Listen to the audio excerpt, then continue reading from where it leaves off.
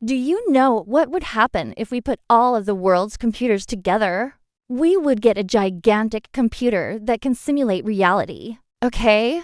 Maybe not that one. But did you know that there are machines out there so powerful they can break any encryption algorithm currently in use? The first known use of this term goes back to 1623 when it was used in a book called The Description of the Art of Logarithms by an English mathematician named Edmund Custis. One of the earliest examples is a device called the abacus. Unlike the abacus, the slide rule was a mechanical device with two sets of numbered sliding rods that could be moved past each other to perform multiplication, division, logarithms, and other calculations. This was much faster than doing everything by hand, but it still required a skilled operator to use it properly. It's considered to be the first calculating machine and was invented around 2300 BC in ancient Babylon. It consisted of gears and other mechanical parts that could be programmed to perform calculations automatically. Unfortunately, the analytical engine was never completed due to a lack of funding,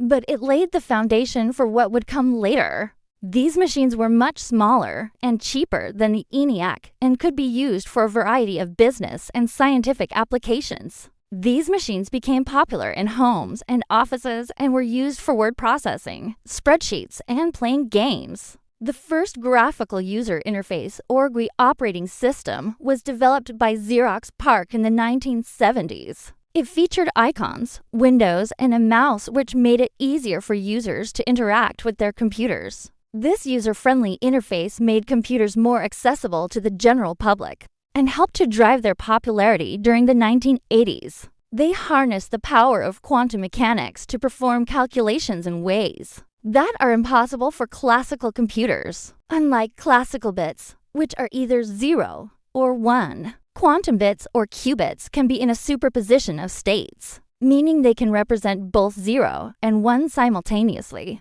This allows quantum computers to perform calculations much faster than classical computers for certain tasks. However, this claim was met with skepticism from some experts who argue that the calculation was not useful and that conventional computers could have done it much faster. In 2020, the company announced that it had built a 127-qubit quantum computer called IBM Quantum System 1. There are also ethical concerns surrounding the use of quantum computers, such as the potential for them to be used to break encryption algorithms and the impact they could have on employment. This was the largest and most powerful quantum computer at the time. We are only beginning to scratch the surface of what is possible with this technology, and we can expect some truly amazing things in the years to come. Regardless, Google's achievement was a significant milestone in the field of quantum computing. And don't forget to like and subscribe for more awesome videos.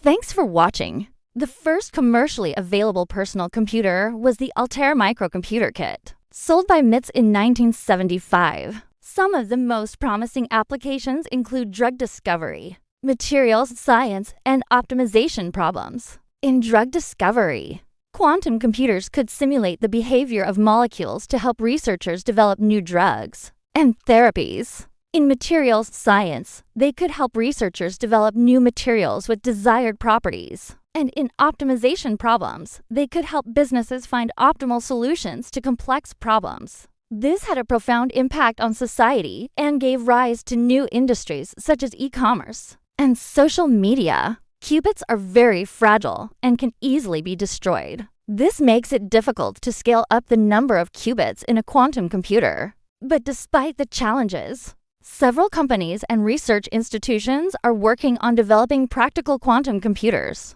Some of the most notable players in the field include Google, IBM, Microsoft, and Intel. Computers also became more powerful and affordable during this time, which led to their widespread adoption in homes and businesses. It lacked a keyboard, monitor, and user-friendly interface, but enthusiasts could purchase additional components to make it more functional. The Altair's success paved the way for other companies to enter the market, and soon there were dozens of different personal computer models available. And the IBM PC, all of which brought us closer to the powerful machines we have today. The abacus consisted of beads or counters strung on rods or wires. The first general-purpose electronic digital computer was the ENIAC, which was built in the late 1940s at the University of Pennsylvania. They've become an integral part of modern society and have had a profound impact on our lives. From the abacus to the modern smartphone,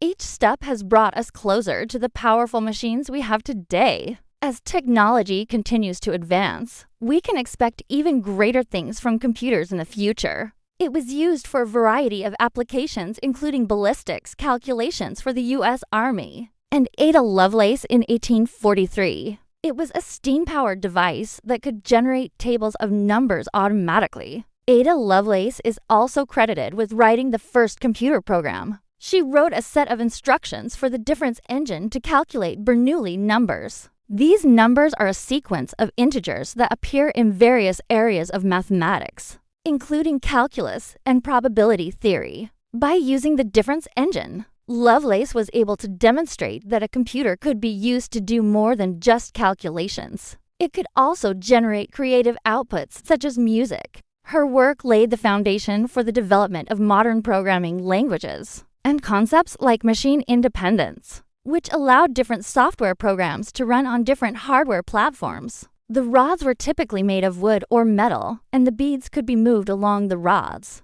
To perform calculations, each bead represented a certain number, and by moving the beads up or down, one could represent different numbers. For example, if you wanted to represent the number 5, you would move the fifth bead from the bottom up one space. To represent the number 10, you would move the second bead from the bottom up one space. And so on. The abacus was used for thousands of years throughout many different cultures, and is still used today in some parts of the world. In fact, it remains the oldest known calculating machine still in use. Back then, computers were people whose job it was to perform complex math problems. They had no machines to help them and no internet to search for the answers. Instead, they did everything manually. And even better, these bad boys are just the beginning of what we can do. There have been significant advancements in technology over the last few decades, and all of them have led us to where we are now. So let's take a look at the history of computers from the abacus to quantum computers. The word computer was originally used to describe human beings who performed calculations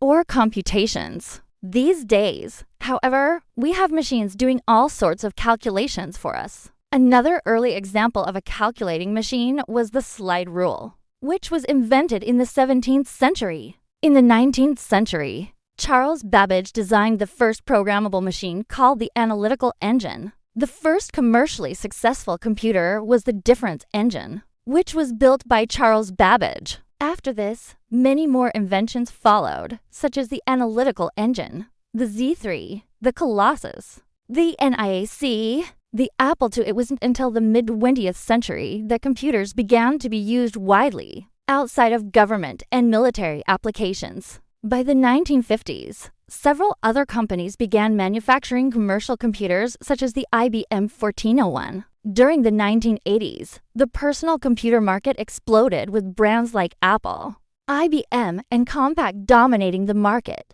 The late 1990s saw the rise of the Internet and the World Wide Web, which made it possible for people to connect with each other from all over the world. Today, computers are used for almost everything from communication to entertainment to education to commerce. The development of computers has been a long process that has spanned centuries. Quantum computers are one of the most promising areas of computer research today. While still in the early stages of development, quantum computers have the potential to revolutionize fields such as medicine, materials science, and cryptography. However, building a quantum computer is extremely challenging.